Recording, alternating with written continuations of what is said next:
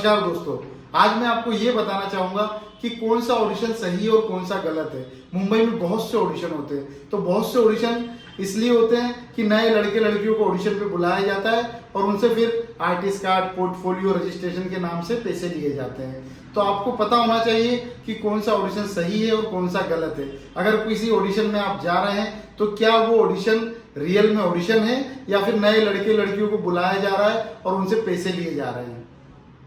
देखिए, अगर आप ऑडिशन पे जाते हैं तो जब भी आपके पास ऑडिशन का मैसेज आता है तो उसमें आप खास करके ये देखिए कि ये ऑडिशन जो है इसमें प्रोडक्शन हाउस कौन सा है। अब मान लीजिए किसी प्रोडक्शन हाउस का सीरियल या फिल्म आ रहा है, तो जब भी ऑडिशन होता है तो ऑडिशन में लिखा होता है कि बालाजी, स्वास्तिक, कॉन्टेलो, जो भी शशि सुमित ये प्रोडक्शन हाउस है उनका नाम लिखा होता है कि इस प्रोडक्शन हाउस का नया सीरियल या फिल्म आने वाला है, तो उसके ऑडिशन चल रहे हैं। अगर उसमें प्रोडक्शन हाउस का नाम नहीं है तो आप समझ जाइए कि ये शायद वैलिड नहीं है, फ्रॉड हो सकता है।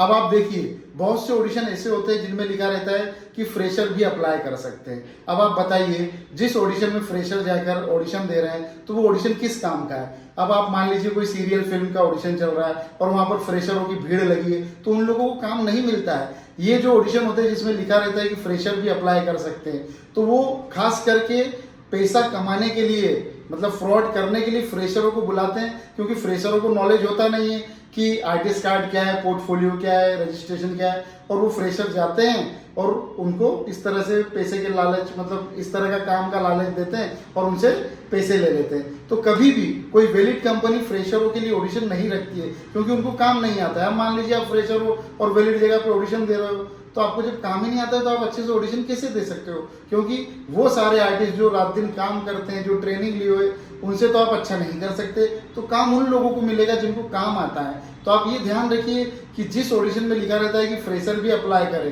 तो आप जब वहां पर जाएंगे तो वो लोग आपसे आर्टिस्ट कार्ड, पोर्टफोलियो, रजिस्ट्रेशन का पैसा मांगेंगे, तो आप इस तरह का पैसा मत दीजिए।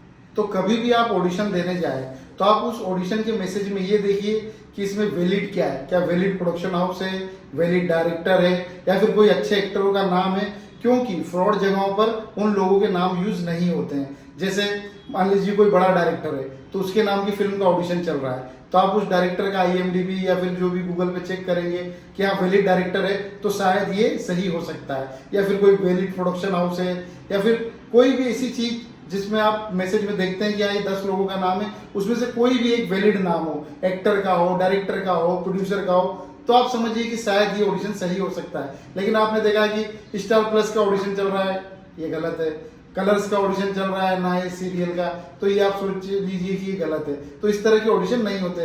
तो कभी भी ऑडिशन देने से पहले आप मैसेज को अच्छे से पढ़िए कि इसमें कौन कौन से नाम है और उन नामों में से वैलिड क्या है। अगर वैलिड नाम होते हैं तो आप एक प्रकार से ट्रस्ट कर सकते हैं कि हाँ ये शायद सही हो सकता है।